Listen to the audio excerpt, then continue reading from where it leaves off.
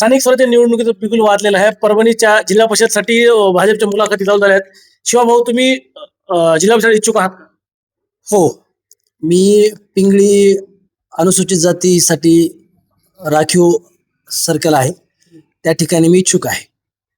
काय किती दिवसापासून तुम्ही पक्षात आहात? तुमचा आम्हाला थोडा परिचय द्या, तुमची पार्श्वभूमी सांगा. भारतीय जनता पार्टीचा आमचा 2 पिढ्यांचा, तसा माझा DNA भारतीय जनता पार्टीचाच आहे. 1996 पासून 1-2-4 वर्ष जर सोडले तर माझे वडील आदरणीय राधाजी शेळके साहेब हे परभणी भारतीय जनता पार्टी अनुसूचित जाती मोर्चाचे तालुका अध्यक्ष, जिल्हा अध्यक्ष 12 वर्ष आणि प्रदेशाचे सरचिटणीस आता आहेत आणि जिल्ह्याचे उपाध्यक्ष, अशा विविध पदावर वडिलांनी काम केलेलं आहे. आणि मी बालवयापासूनच त्यांच्यासोबतच भारतीय जनता पार्टीचा कार्यकर्ता म्हणून आणि 2014 पासून युवा मोर्चाचा 2 वेळेस जिल्हा सरचिटणीस, अनुसूचित जाती मोर्चाचा जिल्ह्याचा ग्रामीणचा अध्यक्ष आणि आता आदरणीय सुरेश भाऊ भुमरे यांच्या नेतृत्वात आदरणीय मेघनादिती बोर्डीकर यांनी आणि सुरेश भाऊ साहेब ओरपुकर साहेब यांच्या नेतृत्वाखाली मी जिल्ह्याचा महामंत्री म्हणून आदरणीय रामप्रसादजी बोर्डीकर साहेब यांच्या मार्गदर्शनाखाली मी जिल्ह्याचा ग्रामीणचा महामंत्री आहे.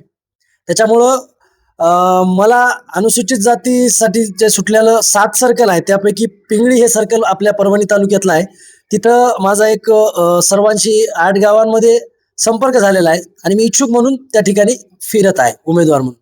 स्वघोषित उमेदवार आहेत का कोणी तुम्हाला सांगितलं का तुम्ही मनानच फिरायला? नाही, मी जेव्हा हे आरक्षित गट झाले त्याच्यानंतर जिल्हा अध्यक्ष सुरेश भाऊ भुमरे, महानगराचे जिल्हा अध्यक्ष शिवाजी भाऊ भरोसे, आमच्या पालकमंत्री मेघनादिती बोर्डीकर, आदरणीय सुरेशरावजी ओरपुडकर साहेब, माननीय आमदार या निवडणूक प्रमुख असलेले रामप्रसादजी बोर्डीकर साहेब यांच्याकडे मागणी केली की साहेब आमची इच्छा आहे आणि या गटामध्ये आम्ही निवडणूक लढवावी, आम्ही त्या समाजातून त्या प्रवर्गातून येतो, तर त्यांना बोलूनच त्यांनी आम्हाला सांगितलं की तुम्ही एक दौरा करा आणि त्यानंतर आपण ठरवू.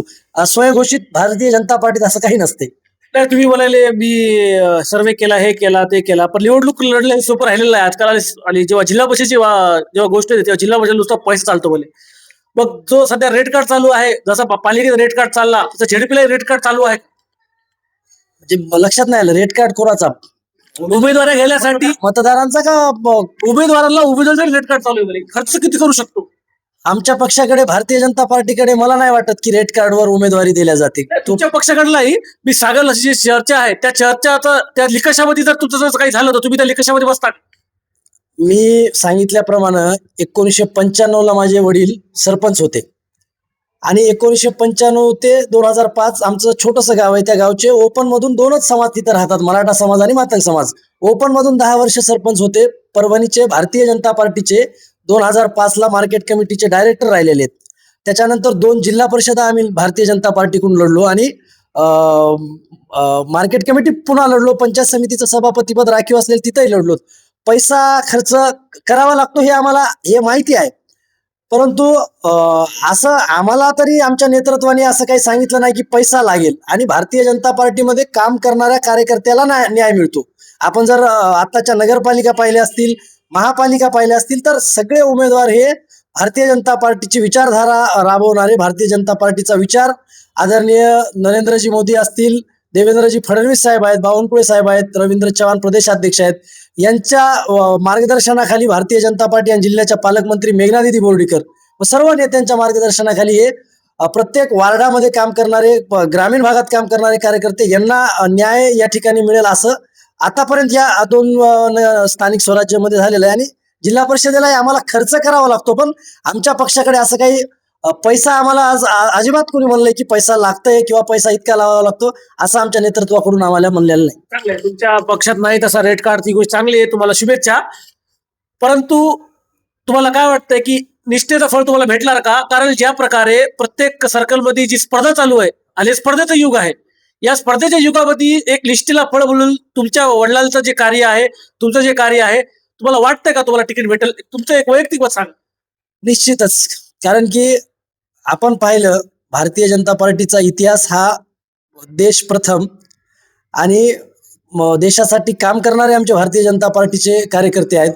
आणि अशा पद्धतीनं आम्ही शेवटी आमचं ब्रीदवाक्य आहे की नंतर आम्ही शेवटी स्वतः म्हणून भारतीय राष्ट्र प्रथम त्यानंतर पार्टी आणि शेवटी स्वतः. तर या ठिकाणी देशासाठी आणि पार्टीसाठी काम करणारे आम्ही कार्यकर्ते असताना आमचे नेते मंडळी निश्चितच अशा कार्यकर्त्यांचा विचार हे करतच असतात. पण असं नाही वाटणार आम्हाला की अजिबात, म्हणजे माझ्या तरी मनात शंका नाही.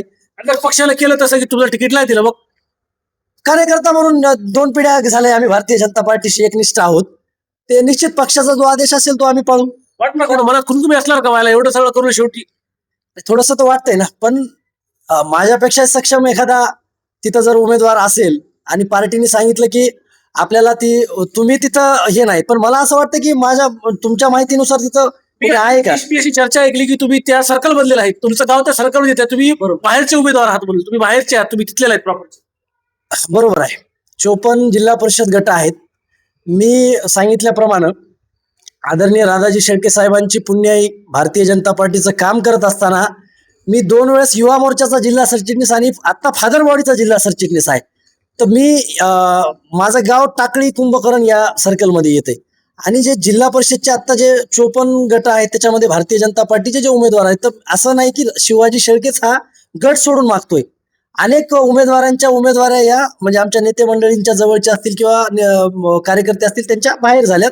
असं काही नाही की तो त्या गटातलाच असावा. पिंगळी गटातलं प्रत्येक गाव, शेंद्रा, वांगी, तट्टूजवळा, नांदखेडा, आसोला, पिंगळी प्रॉपर, बाबळी या गावामध्ये माझे प्रत्येक समाजाशी आणि प्रत्येक भारतीय जनता पार्टीच्या कार्यकर्त्याशी पारिवारिक संबंध आहेत. प्रत्येकाच्या सुख दुःखामध्ये अडीअडचणीमध्ये आदरणीय राधाजी शेळके साहेब आणि आम्ही सर्व नेत्यांच्या मार्गदर्शनाखाली काम केलेलं, म्हणून मला तो गट ओळखीचा नाही असं नाही. गट म्हणजे पक्षातले गटबाजीचे गट सांगाले तुम्ही का वेगळे गट सांगाले? तुमच्या पक्षाचे 2 गट आहेत. जिल्हा परिषदचा गट सांगाल, आमच्याकडे गटच नाहीत.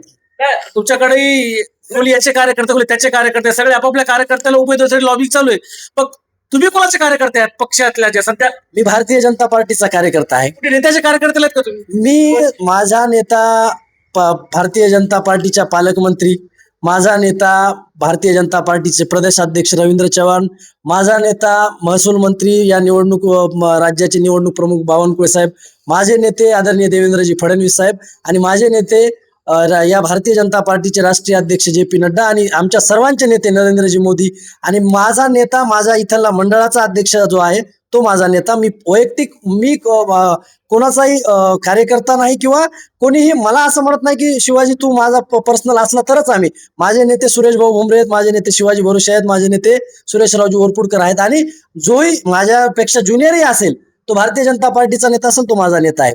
जिल्ह्यात जसे महापालिकेत जी पक्षाला तुमच्या ज्या प्रकारे यश मिळालेलं आहे, अशी मी चर्चा केली. तुमच्या प्रभागात तुम्ही पक्षासाठी बैठका लावलेल्या आहे, तुम्ही जिल्ह्यात तुम्ही वैयक्तिक तुम्ही ज्या मोर्चाच्या जिल्हाध्यक्ष आहात का तुझे जे पद आहे जिल्हा सचिव काय तुम्ही असे बैठका कुठे लावल्या? तुम्ही पक्षासाठी पक्षाच्या उमेदवारी कुठे मेहनत केली तुम्ही? परभणी शहर महानगरपालिकेत.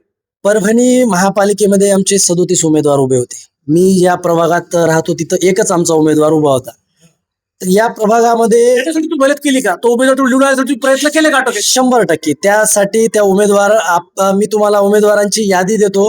मला आदरणीय माजी राज्यमंत्री सुरेशरावजी वरपुडकर साहेब यांनी फोन केला आणि सांगितलं की शिवाजी तुला 4 आणि 5 हा जो प्रभाग आहे या प्रभागामध्ये मातंग समाजाची आणि जे काही तुमचे जवळची नातेवाईक आहेत, कार्यकर्ते आहेत, त्यांच्यासाठी मेहनत घ्यावी लागेल आणि फिरावं लागेल. तर मी तिथले प्रभागाचे विश्वजित बुधवंत असतील, 4चे जुकटे असतील, शिंदे असतील, स्वामी आहेत, या 4ही उमेदवारांना आपण विचारा. 5 मधले आमचे रितेश जैन असतील किंवा अजय गावकर आहेत, आमचे बबलू टाक आहेत. प्रभाग 10 मधले आमचे अमोल भाऊ वाघमारे. प्रत्येक मी प्रभाग 6 मध्ये राहतो. पण तुम्ही म्हणल्याप्रमाणे या ठिकाणी मातंग समाजाचं आणि बहुजन समाजाचं चांगल्या पद्धतीने सामाजिक काम केल्यामुळं आम्हाला मानणारा जो वर्ग आहे तो प्रत्येकाला आम्ही भारतीय जनता पार्टीला कसं हे करता येईल अशा तुम्ही जवळपास जर एखाद्या उमेदवाराकडे गेलात किंवा नेत्याकडे गेलात तर मी 50, 100, 10, 20 मतं जोडून देण्याचं काम त्या ठिकाणी केलेलं आहे. त्याच्यामुळं नगरपालिकेलाही तेच केलेलं आहे. तुम्ही प्रभागात कोणत्या? 6 प्रभागामध्ये तुमचा उमेदवार आहे. तुम्ही त्या 6 प्रभागामधला जो उमेदवार तुमचा भारतीय त्याला तुम्ही निवडण्यासाठी किती सभा घेतल्या, किती बैठका घेतल्या, तुम्ही त्यासाठी किती मेहनत घेतली? आमचा या ठिकाणी ऐन वेळेला युती न झाल्यामुळे एकच उमेदवार होता आणि उमेदवाराच्या किती भारी होतं. एकच सीट तुम्हाला एकच मत मागायचं होतं. हो मग त्या उमेदवारासाठी आम्ही इथं तर माझा समाज राहतो, त्या उमेदवारासाठी प्रत्येकाच्या डोर टू डोर आम्ही जाऊन बैठका घेतल्या. आदरणीय पालकमंत्री मेघनादिदी बोर्डीकर इथं ज्यावेळी आल्या होत्या तर त्यांच्या सोबत आम्ही या ठिकाणी एक प्रचार रॅली केली आणि त्याच्यानंतर मी इथला जो उमेदवार आहे त्याच्या संपर्कात राहून या ठिकाणी आम्हाला म्हणजे म्हणावं तसं यश आलं नाही. किती मत पडले तुझ्या उमेदवार? 450 मतदान, 471 मतदान झालेलं आहे. कुठल्याही मतदार वाटलं देशात सगळ्यात मोठा पक्ष असून कमी बदल पडले. या ठिकाणी दलित मुस्लिम बहुल हा प्रभाग आहे. शिवसेना इथं लढत होती. आमचं युती न झाल्यामुळं मताचं विभाजन झालं, नाहीतर निश्चित भाजप शिवसेना युती असती तर आमचा इथं उमेदवार निवडून आला असता. आणि आम्हाला आमच्या ज्या हिशोबाने आम्ही मेहनत केली, शेवटी आमचा उमेदवार हा आर्थिक तुम्ही म्हणल्याप्रमाणे की आमच्याकडे आर्थिक नाही, अत्यंत मिस्त्री काम करणाराचा मुलगा, त्याला उमेदवारी आमच्या भारतीय जनता पार्टीने दिलेली आहे. त्याच्यामुळं मला विश्वास आहे की माझ्यासारखा मीही सामान्य आहे. आमच्याकडे काय नाही, इथंच लवजीनगरचं घर आहे, एवढंच, अजिबात प्रॉपर्टी नाही. भारतीय जनता पार्टीचा कार्यकर्ता म्हणून आता आजपर्यंत मला भारतीय जनता पार्टीने मलाही या ठिकाणी चांगली संधी दिलेली आहे. पण तुम्ही म्हणता तसं अजूनही पिंगळी जिल्हा परिषद गटाचा विकास असेल किंवा ग्रामीण भागातला विकास असेल, हे करण्यासाठी मला पार्टी सभागृहात सन्मानाने पाठविल एवढा मला विश्वास आहे. तुम्हाला आमच्याकडून खूप खूप शुभेच्छा. तुम्हाला पक्षाकडून तिकीट भेटो व तुम्ही निवडली यावी. आम्ही फक्त तुमचे मत घ्यायला आलतो, तुम्ही तुमचे मत वाढले. तुम्हाला पुढील वाटचाली शुभेच्छा. तुम्हाला काय वाटतं, पक्ष तुम्हाला न्याय देईल? 100% पिंगळी जिल्हा परिषद गटातील आमचे भारतीय जनता पार्टीचे जे स्थानिकचे नेते आहेत, बाळूकाका गरुड असतील, अशोक नाना गरुड आहेत, आमचे वांगीचे आमचे अर्जुन भाऊ असतील, अनेक जे भारतीय जनता पार्टीचे कार्यकर्ते आहेत, मी त्यांच्याशी रोज त्यांच्या संपर्कात आहे आणि त्यांना माहिती आहे की जे इतर दोन उमेदवार म्हणजे जे काही मागतील प्रत्येकाला स्वातंत्र्य आहे. तुम्ही म्हणले तसं एक जिंतूरचा उमेदवार आमच्या गटात मागतोय. जिंतूरचा उमेदवार, जिंतूरचं नाव नाही घेणार मी, नाव घ्या ना. जिंतूर तालुक्यातलं आमचे भारतीय जनता पार्टीच्या मध्ये ते आता विधानसभेच्या नंतर आलेले प्रभाकर वाघेकर साहेब आहेत. तर ते म्हणजे मागणं प्रत्येकाला, एखादा नवीन आला तरी तो लोकशाहीनं, आणि आमची भारतीय जनता पार्टी लोकशाही मानणारी आहे, मागणी ही करायला अडचण नाही. परंतु या गटातल्या मी जी नावं घेतलीत, अनेक नावं आहेत आमचे, आसोल्याची सर्व सुरेश जावळे असतील, आमचे भरोसे साहेब असतील, हे सगळ्यांना माहिती आहे की शिवा शेळके विधानसभा असेल लोकसभा असेल ताकदीनं भारतीय जनता पार्टीच्या पाठीमागं. तुम्ही आता म्हणल्याप्रमाणे तुम्ही मला हे अपेक्षित होतं की तुम्ही महापालिकाच विचारली की तुम्ही या अगोदरही लोकसभा विधानसभेसाठी राधाजी शेळकेंनी किंवा तुम्ही काय केलेलं आहे. तर आम्ही कुठल्याही प्रकारचा म्हणजे काही अपेक्षा न करता जिंतूर विधानसभा असेल, पाथरी विधानसभा असेल, परभणी विधानसभा असेल, भारतीय जनता पार्टी व महायुतीला निवडून आणण्यासाठी जानकर साहेब बाहेरचे होते. त्यावेळेस आम्हाला अनेकांचं हे आलं किंवा जानकर बाहेरचे आहे, तुम्हाला काय करायचे, लोकलचा उमेदवार आहे, तरी आम्ही door to door Bharatiya Janata पार्टीने Mahadev Jankar यांना उमेदवारी दिली. त्यांना निवडून आणण्यासाठी आम्ही मेहनत घेतलेली आणि यापुढेही करू. विधानसभा लोकचा प्रश्न ह्याच्यामुळे नाही घेतला की सध्या जी निवडणूक झाली ती पालिकेची झाली, त्या पालिकेत तुमच्या पक्षाला ज्या प्रकारे यश संपादन करावं यश भेटलं, त्यामुळे मी तो प्रश्न घेतला होता की रिझल्ट हा जवळचा बघते कोली. निश्चितच पालकमंत्री आमच्या मेघनादिदी बोर्डीकर यांनी जशी स्वतःची निवडणूक आहे, म्हणजे मी कधी पाहिलं नाही की एखादा पालकमंत्री, आता आमचं इथं लवजीनगरची कमान आहे, तिथून आम्हाला रघुदास सोसायटीमध्ये जायचं होतं, तर अक्षरशः पालकमंत्र्यांनी गाडीत न बसता आम्ही पायी तिथपर्यंत गेलो. मला सांगायचं एवढ्यासाठी की तो पालकमंत्र्याचा मोठेपणा नाही की प्रत्येक वार्डात तो दलित आहे, मुस्लिम आहे, येणं जाता या ठिकाणी वार्डाच्या समस्या जाणून घेऊन निश्चित आमच्या उमेदवाराच्या पाठीमागं उभं मी कशा पद्धतीनं पालकमंत्री आहे हे दाखवून त्यांनी खूप प्रयत्न केला. परंतु परभणीचं आपण राजकारण बघताय, विकासाचं राजकारण परभणीत अजिबात होत नाही.